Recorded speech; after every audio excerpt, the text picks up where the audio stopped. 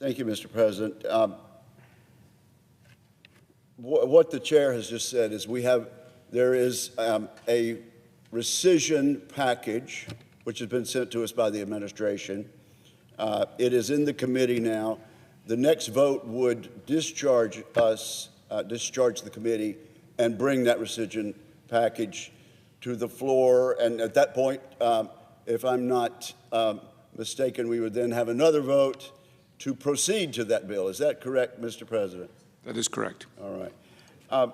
I don't want to leave my colleagues in suspense. I intend to vote for the motion to discharge after much contemplation, and to vote then to proceed to the bill. And I do so with reservation. First of all, I applaud the administration for asking for rescission of $9 billion in unnecessary spending. And I've made the statement I would vote for a bill that was twice that size and even larger. I think we can find that much waste. But this is an unusual procedure. It hasn't been done by the Senate and the House. It hasn't been successfully done by an administration since the George W. Bush administration in 1992. $9 billion is a tiny fraction of what we spend, no question about it, a fraction of a fraction, actually. But there is a big difference that has troubled me, Mr. President, and it's the reason I come to the floor tonight expressing concern in spite of the fact that I will vote in the affirmative on these two motions tonight. When George W. Bush proposed rescissions back in 1992, he listed specific programs that would receive specific amounts of cuts. And it was a rather thick proposal, but members on both sides of the aisle in both houses had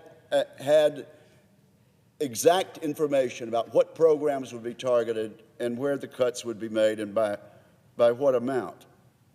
That is not present in the proposal before us tonight, and that troubles me because it concerns me as perhaps approaching a disregard for the constitutional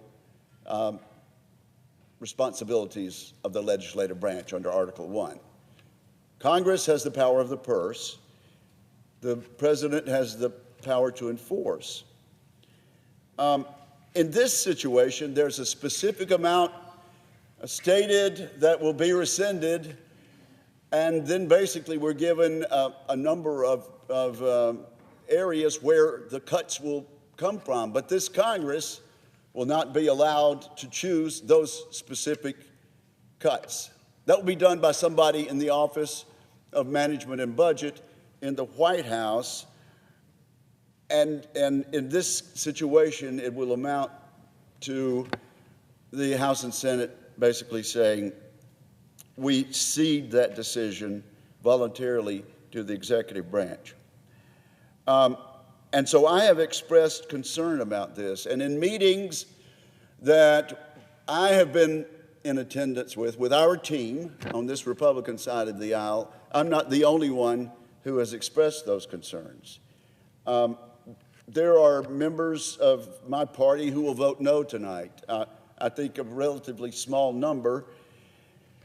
And I don't fault them for voting no. There are also members who are very concerned, as I am, about this process and who are requesting of the administration, if we do this again, please give us specific information about where the cuts will come. Let's not make a habit of this. Let's not consider this a precedent. But if you come back to us again, Mr. Director of the OMB, if you come back to us again from the executive branch, give us the specific amounts and the specific programs that will be cut. And that has been my concern.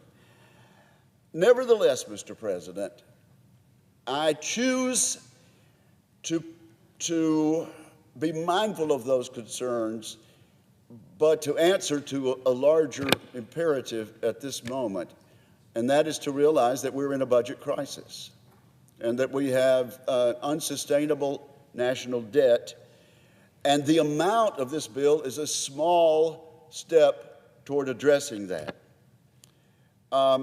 And so at this moment, I think that imperative outweighs my concerns about the lack of information that this Senate and our brothers and sisters in the House have about where the cuts will be made.